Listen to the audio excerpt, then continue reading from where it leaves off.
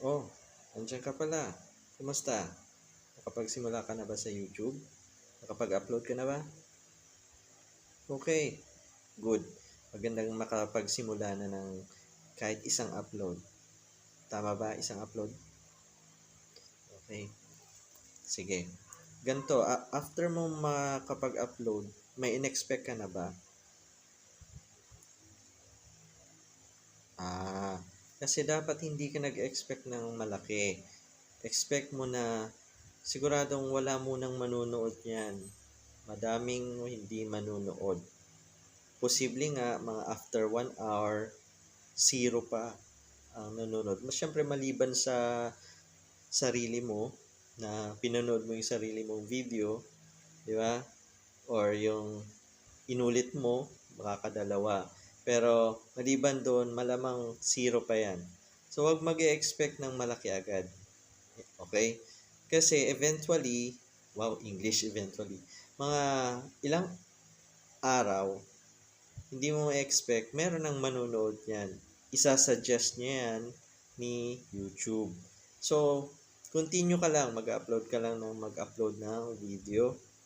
Then, hindi mo mapapansin na lang na dumadami na palang nanonood, sinasuggest na siya ni YouTube. At may magko-comment na, may magla-like na niyan. Kaya, huwag kang madismaya kung wala pang nanonood. Ganun talaga, no, expect mo yung hindi expected. Minsan naman, nag-expect ka na walang manonood pero maraming nanonood. Mag-expect ka na maraming manonood pero walang nanonood. So, maging ano ka lang, consistent sa ginagawa, sa pag-upload. Tapos, yung isipin mo, yung mindset na lang is ginagawa mo yon kasi gusto mo, yung pag-upload. For example, isa kang nagva-vlog, lifestyle. So, ang dapat mindset mo ay dapat nag-ano ka, dinodocument mo yung buhay mo. So, nag-upload ka kasi gusto mong i-document yung buhay mo. Kung entertainment naman, ang mindset mo is nakakapagpasaya at huwag mong isipin yung dami ng views.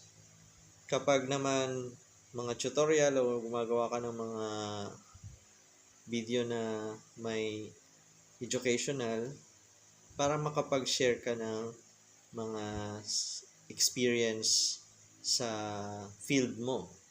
So, ganun lang.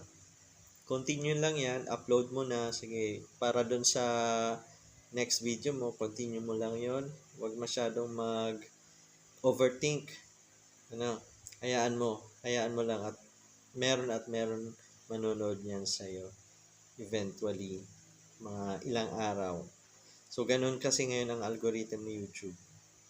Okay, sana meron tong napulot na message sa inyo sa mga gustong mag-start sa YouTube. Tapos, kung hindi ka pa nakakapag-upload, panoorin mo yung video. Meron akong unang ginawa. Ayan, no? Sige.